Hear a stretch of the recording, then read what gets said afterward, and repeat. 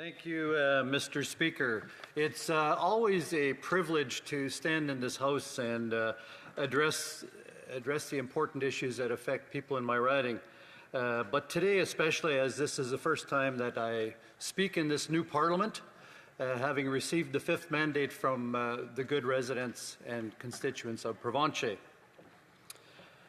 I especially want to thank the people that helped me get here this time, including my wife Irene and my family members, my staff, my many volunteers, and of course the people that came out daily to help me put on a very successful campaign. But today I rise in this House to speak to the issue of wildfire emergencies and how that has impacted my riding of Provencher. We've been hearing about wildfires, and that is a forest fire that has become so consuming that the surrounding residential areas are therefore no longer safe for residents.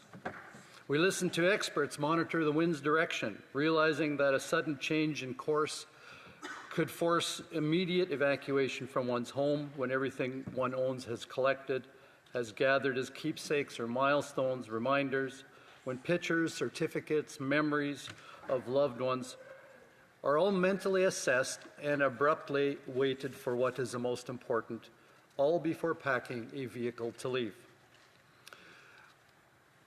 What races through one's mind after being told that they need to evacuate? A possibility of a generational home, perhaps the only home they've known as a family, evacuating and not knowing when you'll return, not knowing what will be left when you return, and if this is really the last time that those familiar surroundings will ever be the same again. A woman formerly from my riding in Steinbach, now living in Flin Flon, had to face that exact same scenario. She said, "What do you bring with you when you don't know how long you will be gone, or even if you'll have time, still have a home when you return? That in itself is a strange feeling."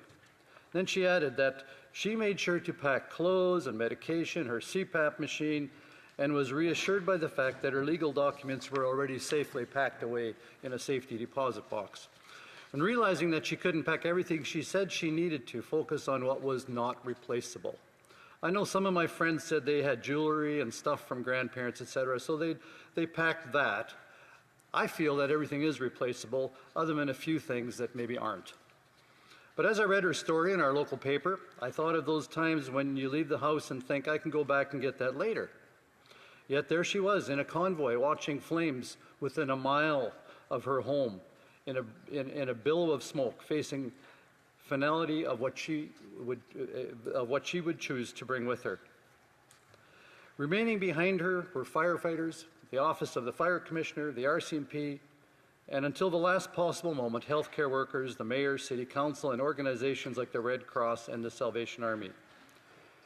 And also a big thank you to the Canadian Armed Forces, who had been helping communities evacuate people and help people leave safely. In my immediate riding, the bravery and effectual efforts of our first responders deserve special mention.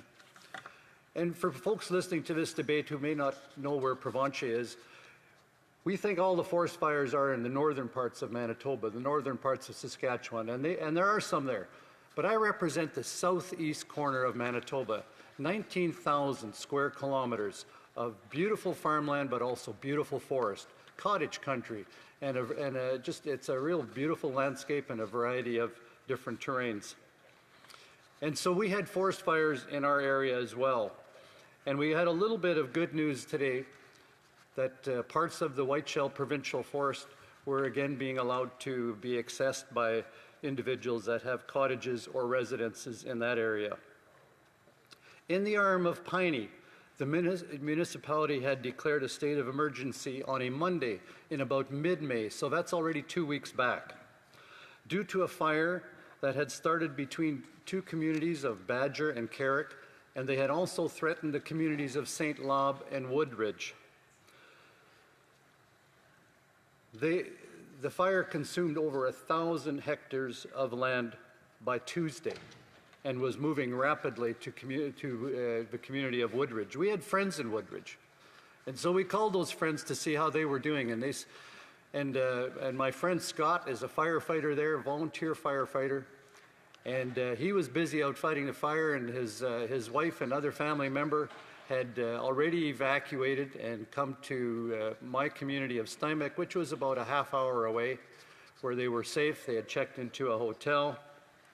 But they were fighting fires there 15 hours a day, volunteer firefighters. And I want to put a plug in for our volunteer firefighters. Here, here. You know, these are the folks that have jobs apart from firefighting, apart from being called out at all hours of a day to different emergencies. And here they were, they left their jobs, they're trying to save their communities.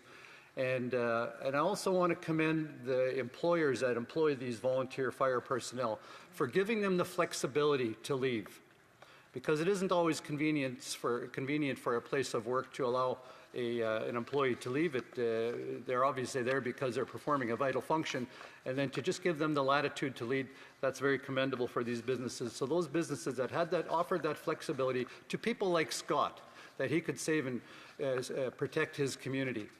And he said too, the fire had gotten to about a kilometer, within a kilometer of Woodridge, and they were really trying to hold the line there.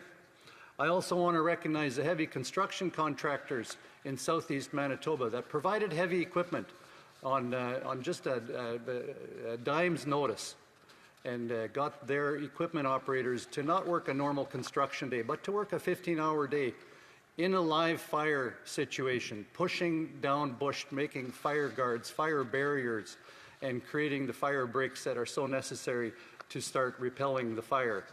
And Scott had mentioned to me afterwards that it was because of the heavy equipment in the area that was able to push some of the bush to contain the fire, that gave them the reprieve they need. And then the wind changed, and they were able to successfully defend the community of Woodridge. Also, just outside of Labroquerie, the crews battled a 750-acre blaze for 8 hours, which included farmland, bush, and swamp. Fire Chief J.C. Normando of the Labroquerie Fire Department said the flames were 15 to 20 feet high and running away from them. He explained that it took quite a while to get it under control because it had spread out over such a wide area. Thanks to the skilled work of these volunteer firefighters, the fire was steered away from the structures on the land and no injuries were reported. Chief Normando said, "We just didn't want it to cross highway number 302 and go west because we had barns and structures in that path, and the fire, we needed to keep it on the east side." And they succeeded in doing that. But as Chief Alan Rowe with the arm of Tachet's Fire Department said, when urging all residents to adhere to the strict fire restrictions, wildfire firefighting is extremely taxing, and it takes a lot of energy and physical resources to make a concerted effort on a wildfire fire. And so I say out loud, I'm compelled to urge the federal government to do more. We know that we're not powerless against these wildfires. Better proactive forest management, including clear-cut logging, removal of deadwood, and prescribed burns can help mitigate such threats. But we are indebted to our frontline workers who remain on the ground, battle for the rest of us. Every day they put their own lives at risk to save us and our communities. And we give them our unwavering appreciation and support for those who rush into danger to save others. I also want to acknowledge others that helped fight fires in my area. 38 personnel from Alberta, 87 personnel from BC, 19 personnel from Parks Canada, 23 personnel from New Brunswick, 2 personnel from PEI, 500 sprinklers from BC, and there were 2 AT-802 aircraft along with a Bird Dog airplane from Minnesota. So we had the international help that we needed to fight these fires. And as of yesterday, the Manitoba Wildlife Fire reported that Manitoba is still under extreme danger with small pockets of high fire danger. Human activity continues to be a significant contributor. And I just want to jump ahead here a little bit, how the minister said all but 4 of the fires in Manitoba, Minister of Wildlife Services, the Deputy Minister Kristen Hayward, said all but 4 fires were started or suspected to have been started by human activity. We can easily do our part by knowing and following the rules. Thank you. Great job. Question.